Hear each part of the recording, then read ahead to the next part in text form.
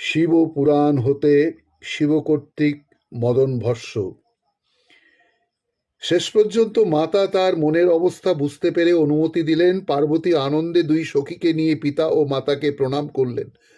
তারপরে হিমালয়ের এক নির্জন শৃঙ্গে চলে গেলেন তপস্যা করতে। পার্বতী তখন সুতি বস্ত্র ছেড়ে সেই মোটা কর্কশ গাছের ছাল পরলেন। তারপর কঠিন তপস্যা শুরু করলেন। একদিকে যখন সূর্যের প্রখর উত্তাপ, তখন চারিদিকে আগুন জ্বালিয়ে সেই সূর্যের দিকে তাকিয়ে পার্বতী তপস্যা করতে লাগলেন।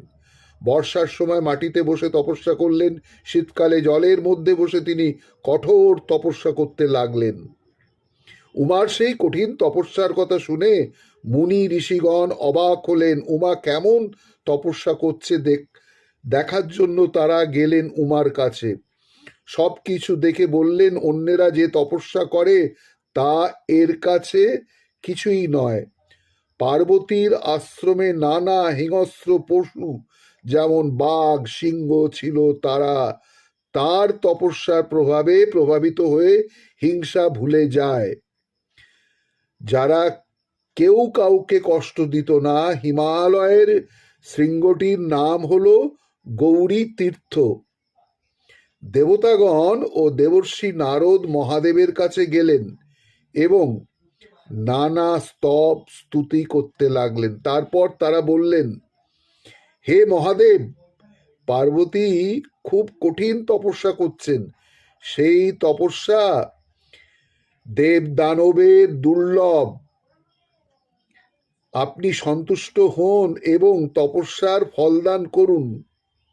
মহাদেব তখন বললেন, দেবতারাও কঠিন তপস্যা করে আমার দর্শন পান না, কিন্তু আমি পার্বতীর তপস্যায় সন্তুষ্ট হয়েছি। আপনাদের কথা আমি নিশ্চয়ই রাখব। আপনারা এখন যান।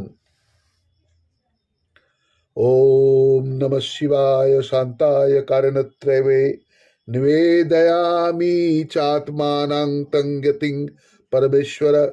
ওং ধায় নিত্যং মহেশং রজতগিরিনিভং চারুচন্দ্রাবতং সংরত্নাকল্পাজ্জ্বলঙ্গম परशु मृगवराभीतिहस्तं प्रसन्नं पद्माशिनं समन्तातुस्तमगण्डव्याघ्राकृतिं वशानां विश्वादां विश्वबीजं निखिलवैरं पंचवक्त्रीं त्रिनेत्रम्।